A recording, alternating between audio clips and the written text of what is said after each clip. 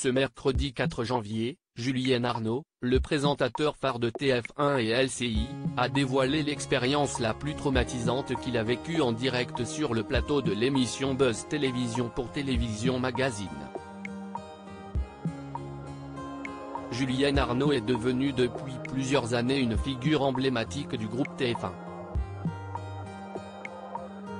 Il remplace son collègue Gilles Boulot à la présentation du 20h lorsque celui-ci est en repos depuis 2012 et a également dû prendre la relève au pied levé de Marie-Sophie Lacaro aux 13h lorsque celle-ci a souffert d'une infection sévère de l'œil pendant plusieurs semaines.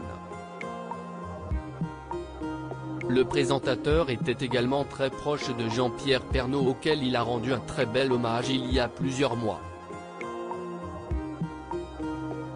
Un souvenir terrible. Ce mercredi 4 janvier, Julien Arnaud était l'invité de Buzz Télévision, à voir ici, avec Damien Canivet et Sarah Lecoeur.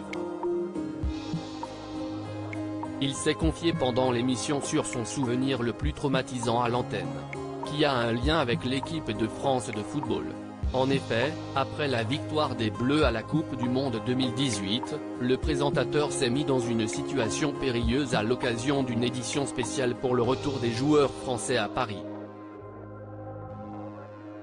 On m'avait demandé d'être dans l'édition spéciale du retour des Bleus à Paris. J'étais sur la moto qui suivait le bus de Roissy aux Champs-Élysées. Un souvenir terrible. Si est comme Mad Max, s'est-il souvenu.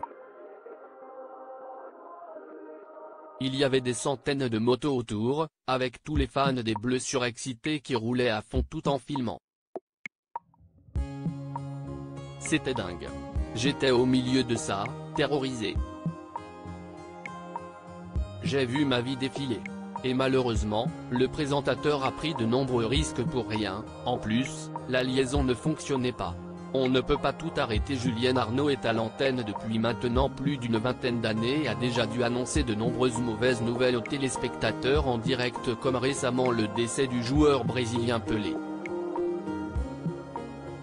Cependant, il a l'habitude de rester impassible face aux annonces qu'il reçoit dans son oreillette. Il a ainsi réussi à tenir plusieurs minutes avant de le communiquer officiellement à l'antenne.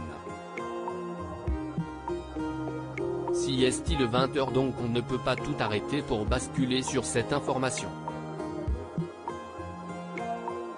La nécro était déjà prête donc on a laissé passer un ou deux sujets et j'ai ensuite improvisé un lancement, a-t-il expliqué pendant l'émission.